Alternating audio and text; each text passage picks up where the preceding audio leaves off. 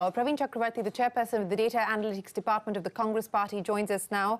Praveen, thanks very much for joining us. I was just in conversation with the former Finance Minister, Mr. Chidambaram. He clarified that the rationale for this is to target this minimum income guarantee to the poorest of poor households, families, not individuals. He was also clear that this will not cost as much as what was the estimate given by the former Chief Economic Advisor, Arvind Subramanian, because this is only an adaptation of his idea of universal basic income, and hence the promise of fiscal prudence is something that Mr. Chidambaram held out if they were voted to power. But given the experience that we've had with schemes and targeting of schemes previously and the concerns that have been raised with an idea like this one, what would you keep in mind as you know, probably the government looks at rolling something like this out as well, which is the speculation?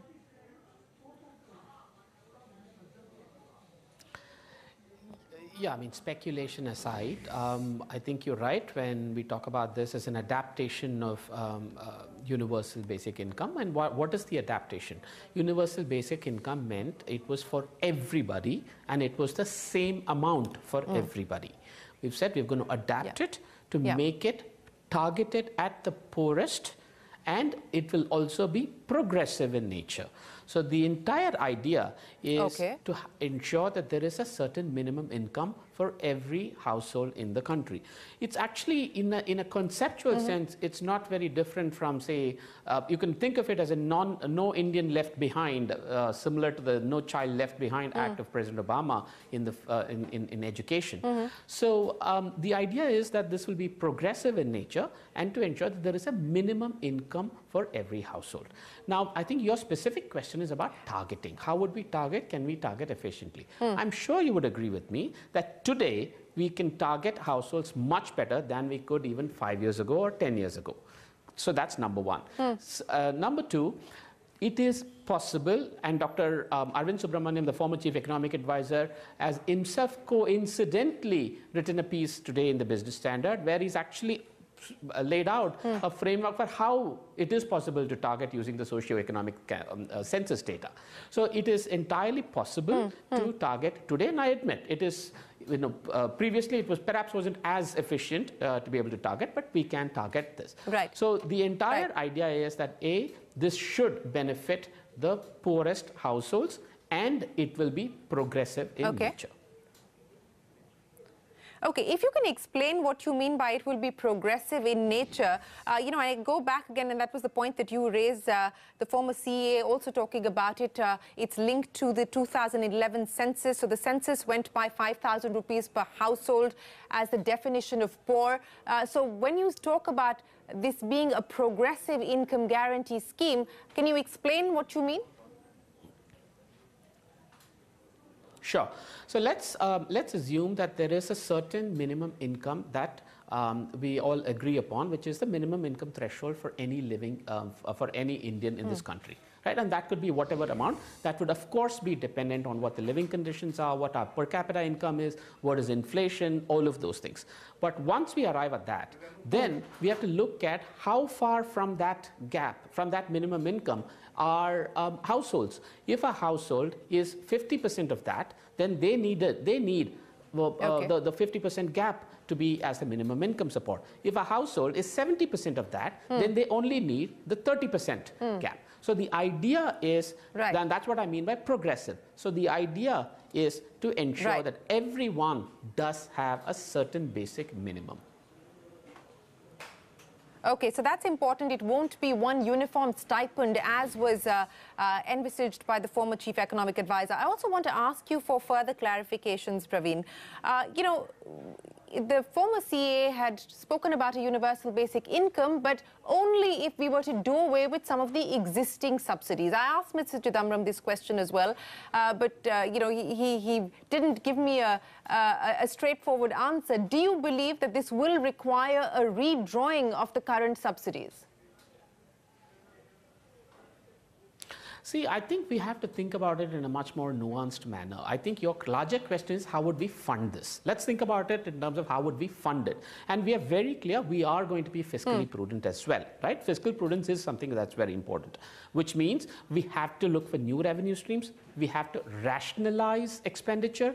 And do not forget, income schemes do provide an immediate consumption boost to the economy and the GDP. So there could be immediate benefits that accrue. So I think we have to look at all of this in the context of transitioning to the scheme as well. It is not simply about, okay, we're dropping one scheme and we're introducing this. And also it's important to look at schemes which are, what are existing income schemes and what are existing in-kind schemes. For example, PDS is an in-kind scheme. Narega is an income scheme. So we have to be very careful, and we have to think through all of this. All I can tell you is there is a lot of thought that we've put behind. We are working out all the details which will be revealed in the manifesto. And I'm sure you would agree that with Mr. Chidambaram as the chairman of the manifesto committee, we couldn't have had a better mind and a person to go through the details of how we would fund this. You know, I understand that you cannot give us too many details, but I go back again to the point that you just raised, that, you know, in the context of what you do with existing subsidies, you'll have to look at the income-based subsidies, you'll have to look at the in-kind-based subsidies. But just in terms of the rough calculation, the broad estimation, on the basis of what you've arrived at this decision, I mean, for Arvind Subramaniam, if it was 3 to 5% of GDP for a universal basic income, what would this adaptation cost? No. See, I think if you look at Arvind Subramaniam's piece today, he actually talks about anywhere between 0.5% to 2%, and he settles at about 1.5% of GDP. I'm not for a moment suggesting that would be our framework as well. But I'm saying it's not the 3 or 4%. We are very, very conscious of our fiscal, to be fiscally prudent. See, there are also macroeconomic opportunities that arise. I don't think with oil prices being where they are, I don't think there could be a better time than to indulge in something like this. So there are various factors at play, and I do not for a moment believe that this would be in the range of 3 to 4% of GDP, as you suggest. Okay, that was the estimation given by Subramaniam in the economic survey, and I go back to what he said. It would cost between 4 to 5% of GDP, assuming a reduction of poverty to 0.5%. But then again, that was a universal basic income, and what the Congress is talking about is not a UBI. Very quickly, I'll end by asking you, Praveen, if you come to power, if you are voted to power, what do you see as the big execution challenges of being able to pull this through? First, I don't like the term coming to power. I think we will be, if we are in government, with the mandate to implement this. I do think, you know, some of the things that, I mean, the challenges in execution, we will have to think through this. See, we have to think through the transition. I consistently maintain that what we've experienced, you know, over the past 4 or 5 years economically through GST, and of course, certainly not to talk about demonetization, the transition to any big policy change is equally important as the policy itself. And I think we're going to be extremely cognizant of that, and we will be guarded in our transition. But this is absolutely something that we believe, because in our economic resolution also we highlighted widening income inequality as a huge social problem in the country, and we are convinced that this is the way to actually reduce and address that problem.